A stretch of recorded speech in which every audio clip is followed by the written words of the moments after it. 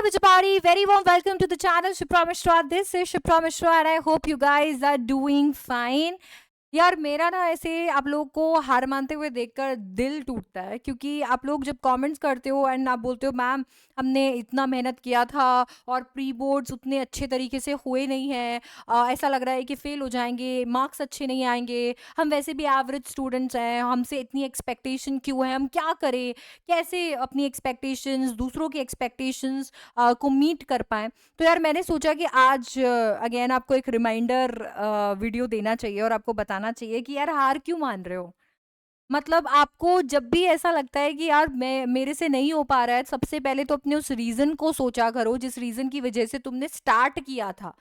Start ही क्यों किया था यार तुमने। तुमको हार माननी थी तो तुम पहले ही मान लेते, फिर इतने महीने इतनी मजदूरी करने का क्या मतलब।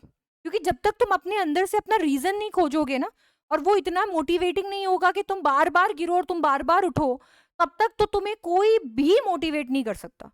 वो मोटिवेशन जो भी आएगा वो फेक होगा, कुछ मिनटों के लिए रहेगा और फिर चला जाएगा। तो you have to sit and decide कि क्यों रहे हो ये आप।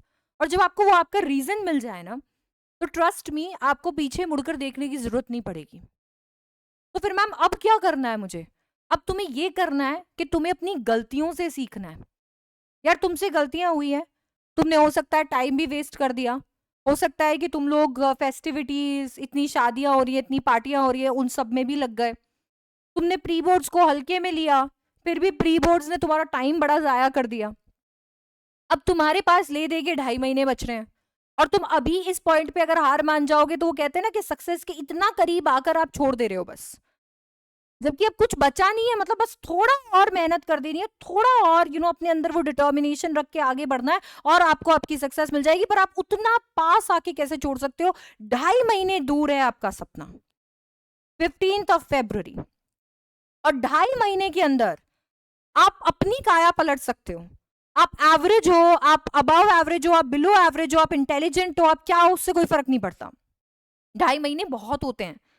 हमेशा एक चीज याद रखना, एक चीज याद रखना कि जब तुम मान लो कोई एक चीज के लिए काम करना शुरू करते हो और तुम जाते हो, तुम जाकर तुम्हें ऐसा लग रहा है कि यार मैं डीमोटिवेटेड फील कर रहा हूं और तुम्हारे अंदर से मोटिवेशन नहीं आ रहा होता, तुम जाकर किसी चीज में मोटिवेशन ढूंढते हो, तुम मोटिवेटेड रहते हो। और तुम्हारा ये जो मोटिवेशन है, ये मोटिवेशन धीरे धीरे धीरे धीरे धीरे गिरता रहता है। और फिर जब ये गिरता रहता है तो हर एक स्टेज पे तुम टूटते हो, हर एक स्टेज पे तुम हार मानते हो, फिर तुम मोटिवेशन का डोज लेते हो, फिर तुम्हारा मोटिवेशन यहाँ होता है। ये एक एक चैप्टर इस तरीके से तुम कर रहे हो और बीच के अंदर ये टाइम तुम्हारा तुम जाया करते जा रहे हो। जबकि तुम्हें पता है चीज की किसकी जरूरत है, तुम्हें कंसिस्टेंसी और डिसिप्लिन की। इन दोनों चीजों की तुम्हें जरूरत है, क्योंकि कंसिस्टेंसी और डिसिप्लिन अगर चलता रहेगा ना, तो ये ना यूं नहीं जाएगा। क्योंकि मोटिवेशन एक आग की तरह है, जितनी जितनी जल्दी लगेगी उतनी जल्दी बुझेगी भी, एक टाइम पर बुझेगी वो। और जब हम कंसिस्टेंसी की बात करते हैं, हम डिटर्मिनेशन, हम डिसिप्लिन की बात करते हैं, तो ये जो ग्राफ है ना, हो सकता है कि एक बार में इतना ऊपर ना जाए, बट वो इतना कंसिस्टेंट है कि वो हर बार ऊपर जाएगा, हर बार ऊपर जाएगा। आप कंसिस्टेंटली एफर्ट लगाइए, एक डिसिप्लिन के साथ एफर्ट लगाइए, आपको बार बार मोटिवेशन की जरूरत नहीं पड़ेगी, बार बार आपकी ये डिप ना जिंदगी के अंदर नहीं आएगा जहां पर आप अपना टाइम वेस्ट कर रहे होंगे। जिस चीज का चैलेंज आपने लेकर अपने अपने दिमाग में रख रखा है, वो जो कंसिस्टेंसी, उसे ब्रेक मत करो। तुम्हारा डिसिप्लिन ये चीज तुम्हारे से करवाएगा कि तुम्हें कुछ भी हो जाए वो कंसिस्टेंसी ब्रेक नहीं करनी। हाँ, 9 बजे पढ़ने बैठते हो, आज 9 बजे ही जाना है, 8 बजे बैठ जाओ, 7 बजे बैठ जाओ, 6 बजे बैठ जाओ, सुबह 5 बजे बैठ जाओ, कोई फर्क नहीं पड़ता। और जहां चाह है वहां तो रहा है।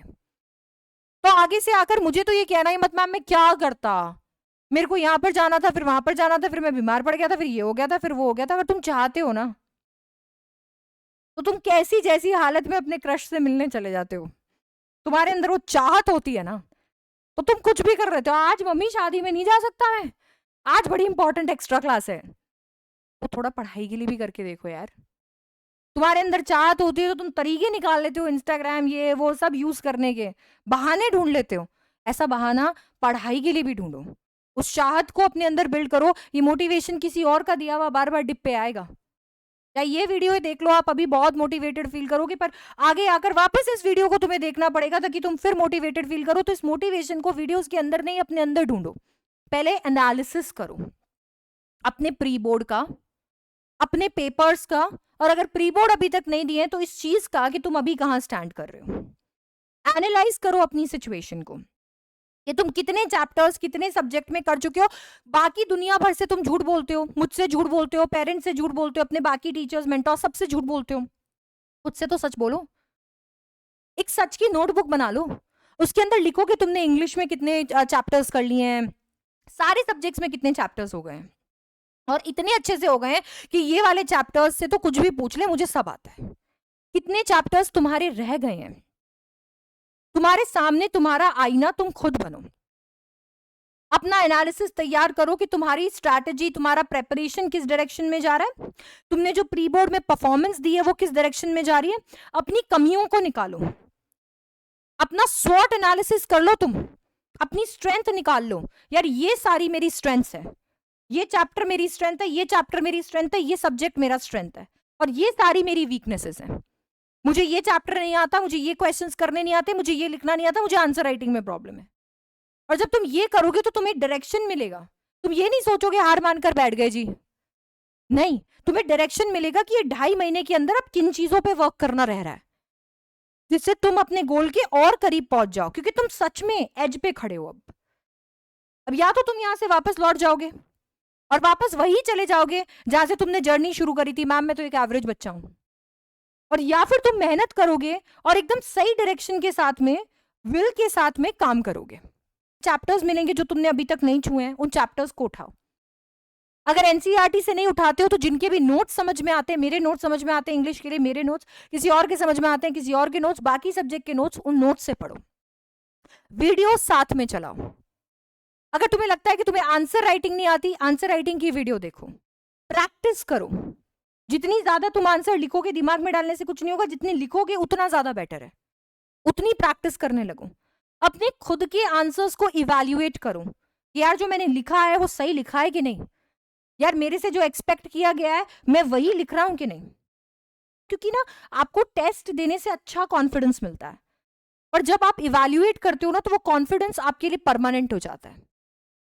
क्योंकि जब आप खुद की कमियां खुद देखते हो, जब अपने आंसर्स आप खुद रीड करते हो, अपने पेपर में अपने आप को मार्क्स खुद देते हो, या अपने मार्क्स को खुद डिडक्ट करते हो, तो आपको अंदाजा लगता है कि कहाँ गलतियां होती है और कहाँ तुम ये सोचते हो यार मेरे को तो 5 नंबर पूरे मिल जाने चाहिए थे पर मेरे को आधा नंबर ही कैसे मिला। और इसके साथ में जब तुमने अपना पूरा सिलेबस कंप्लीट कर लिया तो अब टाइम बाउंड सैंपल पेपर्स लगाना शुरू करो। ऐसे पेपर्स लगाना शुरू करो जो कि तुम्हारे सीबीएसई पैटर्न से मिलते हो। ऐसे पेपर्स लगाने की या हवा में उड़ने की कोई जरूरत नहीं है, अरे तू ये कर ले यार, तेरे को पता है ये लेवल के पेपर मैंने सॉल्व किए हुए, नहीं करना है, आता ही नहीं है वो लेवल। जो सीबीएसई का लेवल है उस सीबीएसई के लेवल के पेपर्स ही सॉल्व करो। सीबीएसई के सैंपल पेपर्स, उसके जैसे पेपर्स सॉल्व करो। ऐसे पेपर सॉल्व करो जिनका तुम्हें सोल्यूशन दिख रहा है कि ठीक है यार मैंने सॉल्व करके देख लिया। ऐसे पेपर सॉल्व करो जो अनसॉल्व है। ऑफकोर्स आपको सारे पेपर्स के सोल्यूशन मिल जाते हैं, बट आप अपने दोस्तों के साथ डिस्कस कर सकते हो, यार इसका आंसर क्या है, तेरा आंसर क्या आया, मेरा आंसर ये है। डिस्कशन करो। अभी ये टाइम है जब तुम स्कूल नहीं जा रहे हो तो तुम अपने टाइम को अभी भटक के और जाया कर सकते हो। ये डिप चल रहा है ना अगर तुम्हारा, तो इसमें तुम समय को जाया कर सकते हो उदास होके, अरे ये तो नहीं हुआ। और फिर क्या होता है, एस्केप ढूंढता है इंसान, फोनों पे बातें करना, फोनों पे लगे रहना, इधर उधर घूम के आ गए, बैठ गए, सो गए, और वो जो टाइम जो अभी तुम्हारा क्रूशियल टाइम है वो तुम वेस्ट करते हो। वो तुम्हें बिल्कुल नहीं करना है। तो अब जाओ, जाकर एक लिस्ट बनाओ उन सारे चैप्टर्स की, उन सारे सब्जेक्ट्स में जो तुम्हें अभी कंप्लीट करने हैं, और उन्हें कंप्लीट करने के लिए अपना स्केड्यूल फिक्स करो कि कितने घंटे लगभग तुम्हें उनमें लगेंगे, और फिर कौन कौन से दिनों में तुम उन्हें कंप्लीट करोगे। ज्यादा रिजिड होने की जरूरत नहीं है, फ्लेक्सिबल रखो, ज्यादा प्रेशर लेने की जरूरत नहीं है। यू हैव गॉट दिस, तुम कर लोगे, मुझे पूरा भरोसा है। आपको time bound sample paper solve करने हैं, प्रैक्टिस पेपर सॉल्व करने हैं। और अगर आप क्लास 10th में हो तो मैं ये बुक आपके लिए रेकमेंड करूंगी। ब्रांड न्यू बुक है और पूरी बुक मैंने छान मारी है और बहुत ही कमाल की बुक है। आपको यहाँ पे सीबीएसई का सैंपल पेपर सॉल्व मिल जाएगा, आपको कुछ पेपर सॉल्व मिल जाएंगे, कुछ ऐसे पेपर्स हैं जो अनसॉल्व हैं जिनको फ्रेंड्स के साथ डिस्कस कर सकते हो और बाद में मैच भी कर सकते हो। आपको यहाँ पे अगर आप स्कैन करोगे तो आंसर्स भी मिल जाएंगे। पतली सी प्यारी सी बुक है, कोई डिस्ट्रैक्शन नहीं है, कुछ नहीं है, बुक खोलो, प्रैक्टिस अपनी हॉरिजॉन्टल प्रैक्टिस कॉपी लेकर आओ और फटाफट उसमें सॉल्व करना शुरू करो, जैसे कि तुम बोर्ड में करते कि ठीक है यार मेरे को स्टॉप वॉच लगानी है 3 घंटे का और बैठकर सारी बुक सॉल्व कर लेनी है। एक एक पेपर सॉल्व करना शुरू करो। तुम बुक्स को देखते हो, तुम्हें ऐसा लगता है अरे यार इसके अंदर 15 पेपर है, 15 पेपर सॉल्व कैसे होंगे? अरे एक तो करो, एक से तो शुरुआत करो। तुम्हें पता नहीं चलेगा जब तुम एक पेपर सॉल्व करोगे तुम्हें कितना मोटिवेशन मिलेगा पूरे 15 सॉल्व करने के लिए, और अभी टाइम है, नहीं तो फिर कब सॉल्व करोगे? सैंपल पेपर्स का कब टाइम मिलेगा? ये बहुत ही कमाल की है, और क्लास 10th वालों को इंग्लिश के लिए तो मैं हाईली रेकमेंड करती हूँ। इसका लिंक आपको नीचे डिस्क्रिप्शन में मिल जाएगा, तो बिल्कुल जाकर एक बार ज़रूर इसे चेकआउट करना और एक्चुअली प्रैक्टिस करना शुरू करना। सिर्फ बातों से कुछ नहीं होगा, सिर्फ ये सोचने से कुछ नहीं होगा कि हार मान ली मैंने अपना 100% दिया था पर मेरा 100% से मेरे को अच्छे रिजल्ट नहीं मिले तो अब मैं I am going to waste my time. No, discipline, consistency और प्रैक्टिस से तुम कर पाओगे जो तुम करना चाहते हो, तुम वो अचीव कर लोगे। Trust me, you have got this.